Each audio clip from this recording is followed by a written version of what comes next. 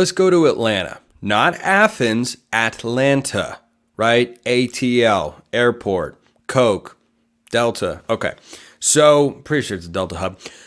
I look at Georgia Tech in the ACC next year, and that's not a name, that's not a team, that's not a school that's going to make a lot of noise. You know why? They haven't had a 10-plus win season in a decade. 2014 was the last time, and this guy, Paul Johnson, legend, by the way, was the head coach. He's not the head coach anymore. And Georgia Tech, since he departed, has suffered, right? He went into retirement, and the Yellow Jackets football program has not been the same ever since. Well, that is until the last, year and a half when Brent Key took over. So Key was on staff and was the interim head coach after some struggles under the previous coaching administration, and suddenly things went in the right direction, and the Georgia Tech, the faithful, the athletic director, everyone, they decided, yeah, let's go with this guy. I think we might have something here. Did you know? Listen to this. Listen to this. This right here. I'm going to blow your mind.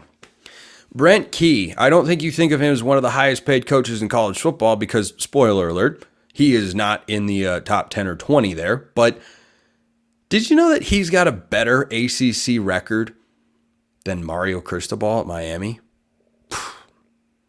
Miami fans about to get mad thinking I'm hating on Mario Cristobal. I'm just stating a fact. Miami's win total is 9.5 this year. They could go over with Cam Ward at quarterback. Georgia Tech's win total, meanwhile, is 5.5. Also, Georgia Tech, I'm sorry, Miami fans, they beat Miami last year. Now, a lot of you may remember what happened in that game and Mario Cristobal's continued inability to take a knee when it could win his team the football game. But Georgia Tech was still in that position. Miami was 4-0, ranked in the top 25, and it was the Yellow Jackets that seemingly derailed the Hurricane season. I'm not saying Miami would have been 10-2, 11-1, but that sort of loss can sting. That can sit with you for quite a while in that Hurricanes locker room, and they did not have as much success after that. 4-0 start, lose that game, and then after that, they went 3-5. So I think Miami has its best season yet under Mario Cristobal, but could Georgia Tech do the same thing under Brent Key? Is this a surprise team in the ACC? Well, here's one of my favorite things in all of college football because of all this movement and the nature of college athletics. In the NFL, you talk about coach-quarterback tandems, Reed and Mahomes, Belichick and Brady, Pete Carroll, Russell Wilson for a long time, Tomlin and Big Ben. You don't have that as often in college football. So when you do, I look at it and unequivocally see it as an advantage, something that makes me think, that's good. That's good because having continuity with your staff and with your quarterback, those be the most two important aspects of succeeding in college football. It's not everything, of course. Alabama's got a brand new staff. They're not going to be worse than Georgia Tech because they've got a much better roster. There are a lot of factors. It's called multivariable analysis or multi-factor analysis, if you prefer. But who's the quarterback for Georgia Tech? Do you know? It's Haynes King. Haynes King, who once upon a time could have been billed by some in College Station as the future for the Texas A&M Aggies with Jimbo Fisher. Well, that didn't go very well. Haynes King is not there, nor is Jimbo Fisher, but Haynes King is at Georgia Tech. Did you know he was ACC honorable mention last year? Did you know that? Did you know? Maybe you did. Maybe you didn't. But Brent Key, in 1.5 years in Atlanta with the Yellow Jackets, his record in conference play, 9-6. Not only is that pretty solid for a program that had strung together 4 or 5 losing years in a row. I think it was at least 3 under the previous head coach. What does that say about where you feel like he's going? Because he took over as the interim and went 4-4, and they said, well, that was good. Can you do that again? Went 4-3 in the ACC. And they said, we think you should be the head coach. Last year was his first full season at Georgia Tech. He goes 7-6. He makes a bowl game. He wins a bowl game against the Golden Knights. Gus Malzahn, good coach, solid program.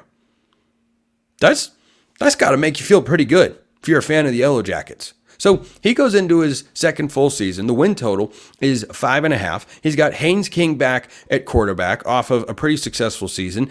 Didn't have an amazing transfer portal year. But they did bring in 10 guys via the portal. They have a top 35 high school class. And again, when you're looking for positive signs at a program that has been dormant relative to its full potential for a while, recruiting is a great place to look. I remember Jed Fish at Arizona had that. After a 1-11 year, Jed Fish pulled in a top 25 recruiting class. And out in the then existing Pac-12, RIP, I started looking at that, and many others went, wait a minute, wait. They went 1-11? They brought in the highest rated recruit ever? They brought in a top 25 class? How did they do that? How did they do it? Turns out Jed Fish knew what he was doing. You got a top 35 class. Look at who Georgia Tech's got to compete with down in the South. Georgia, Alabama, Ole Miss, Texas, Texas A&M. It's all right there. They're in the ACC, but they're recruiting in the Southeastern Conference. They pull in a 2024 class that ranks inside the top 35. That's no small thing for Brent Key and the Yellow Jackets. So that's the first thing. Here's the second thing. 10 transfers come in, majority of which are from Power 5 schools previously, which is not a sole indicator of whether or not a transfer will be any good. We've seen FCS guys make the jump or G5 guys make the jump all the time, but they're all 3-star transfers according to 24/7 Sports. So a bunch of guys who, at least in the eyes of that particular scouting community, they expect to be solid. They should be pretty darn good. And so if you look at Georgia Tech's schedule, I just wonder.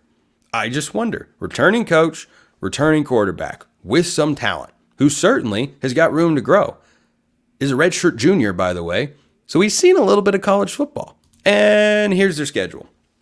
Georgia Tech starts with Florida State in Dublin. Oh my goodness.